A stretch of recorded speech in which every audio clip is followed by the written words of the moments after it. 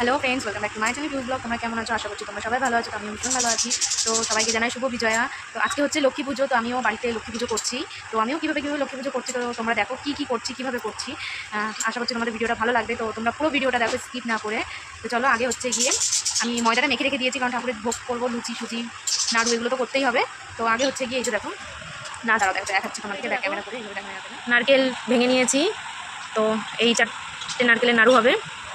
এইদিকে দেখো নারকেল করাচ্ছিলাম, এই যে বটি দিয়ে নারকেল করেছেন। এইদিকে দেখো সমস্ত ঠাকুরের বাসন টাসন আমি সব ধুয়ে রেখে দিয়েছি। ওদিকেও আছে ঠাকুর, সিংহাসনটা পরিষ্কার করে রেখে দিয়েছি।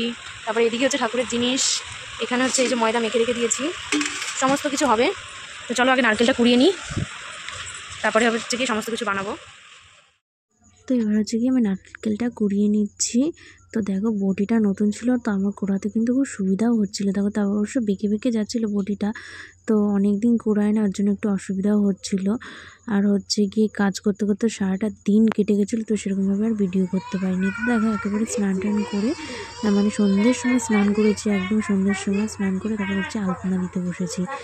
বেশ অনেক কিছুই আমি করেছিলাম, ওর জন্য হচ্ছে কি এতটা দেরি হয়ে গেছিলো। আর একা হাতে করতে গিয়ে তো আরও অনেকটাই দেরি হয়ে যায়, সাহায্য করার মতন ঠিক কেউই ছিল না, কেউ বলতে কেউই ছিল না। সারাদিনে না সেরকমভাবে সুযোগ পাইনি, একটু সাউন্ডটা অফ করো, সেরকম সুযোগ পাইনি যে ভিডিও শ্যুট করবো। তো অনেক ব্যস্ত ছিলাম, সব রান্নাবান্না করছিলাম, কাজবাজ করছিলাম, তার জন্য সময় পাইনি, মুখটা একদম শুকিয়ে গেছে। তো এই দেখো এখানে হচ্ছে আমি ঠাকুরের ব্যবস্থা করেছি, তো তোমাদের জন্য করেছি।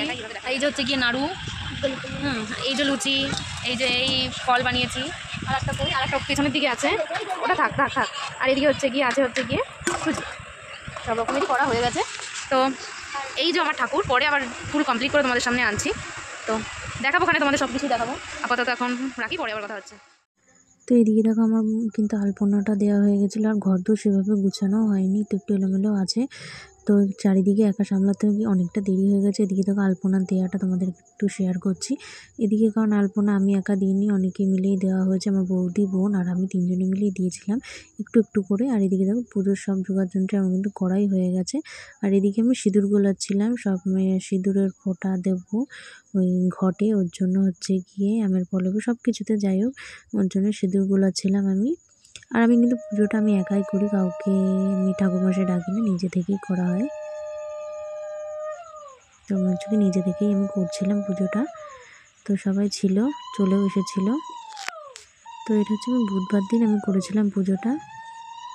তো দেখো ছোটোখাটো জায়গা বলে আমার নিজেই করতে হচ্ছে পুজোটা, যেখানে আমার বর কাজ করে, তো সেটার উপরেই আমার পুজোটা করতে হচ্ছে, কিছু করার নেই, এখানেই করতে হয়। যখন পরিস্থিতি হয়তো ভালো হবে তখন হয়তো ভালোভাবে পুজোটা দিতে পারবো, ভালো জায়গায় করে। তো এদিকে আমার বৌদি পাশে বসেছিল, আর আমরা দুজনে মিলে পুজো দিচ্ছিলাম। এদিকে দেখো পাঁচালি পড়াও আমি কিন্তু শুরু করে দিয়েছি। তো পাঁচালি পড়তে কিন্তু আমার ভীষণ ভালো লাগে। আগে প্রত্যেকটা বৃহস্পতিবার প্রত্যেক দিন আমি পড়তাম, কিন্তু এখন আর পড়া হয় না, সময় হয়ে ওঠে না ওর জন্য। বিয়ের পরপর আমি প্রত্যেক দিন বৃহস্পতিবার করে লক্ষ্মীর পাঁচালি পড়তাম, ওই জন্য বেশিরভাগ সময় আমি লক্ষ্মীর পাঁচালিটা আমার প্রায় মুখস্থই আছে। তো পাঁচালি পড়তে আমার কোনো অসুবিধাই হয় না। তো এদিকে আমার বোনটা একটু ক্যামেরা করে দিয়েছিল বলে তাও হচ্ছে কি আমি একটুখানি ভিডিও ক্লিপগুলো তুলতে পেরেছিলাম। তো তা না হলে না আমার হচ্ছে গিয়ে ভিডিও তোলাই হতো না। তো দেখো আমার পাঁচালি টাচালি পরে কিন্তু পুজো প্রায় কমপ্লিট হয়ে গেছে। তো এদিকে হচ্ছে কি কর্পূর জ্বালিয়ে নেব। তো আমি না সম্পূর্ণ পুজোটা হচ্ছে কি নিজে থেকেই করি, নিজের মন থেকে যেরকম ভালো লাগে আমি সেরকমভাবেই আমি করি। সমস্ত কিছু দিয়ে ঠুয়ে আমি কিন্তু ঠাকুরকে এবার হচ্ছে গিয়ে আরতি করে নেব। দেখো আমি আরতিটা করছিলাম।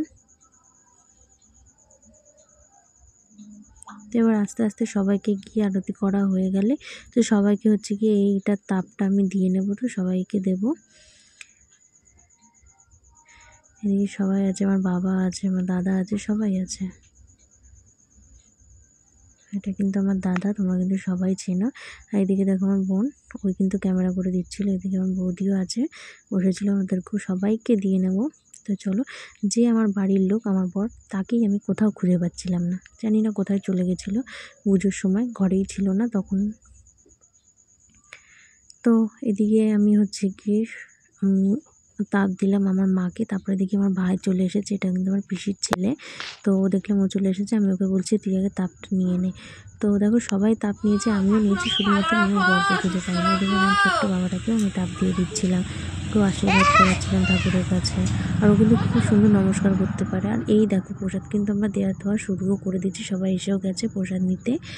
তো আমি, আমার বৌদি, আমার দাদা সবাই মিলে দিচ্ছিলাম। তো এদিকে লোকেদের জন্য আমি করেছিলাম হচ্ছে গিয়ে পোলাও আলুর দম। আর বাদবাকি প্রসাদগুলো তো তোমাদেরকে আমি দেখিয়েই দিয়েছিলাম। তো দেখো পোলাও আলুর দম করেছিলাম। আর আমার বাড়ির সামনে প্রসাদ করলে না আমি না একদমভাবে কুলিয়ে উঠতে পারি না, কারণ প্রচুর লোক হয়, প্রচুর লোক হয় আমার বাড়ির সামনে। যেহেতু রাস্তার ওপর ঘর, তো সবাই চলে আসে প্রসাদ নিতে। আর আমার ভীষণ ভালোও লাগে যে সবাই আসে, আমার খুব মনে শান্তিও লাগে যে সবাই প্রসাদ নিতে চলে আসে। আর প্রসাদ যেন না থাকলেই ভালো, প্রসাদ যেন সবাই মিলে সবাই পায়। তো তবুও এবছর কিছু কিছু লোককে দিতে পারিনি, তো ওটার জন্য খারাপ লাগে। তো যাই হোক, ভিডিওটা এই অবধি, পরে দেখা হবে।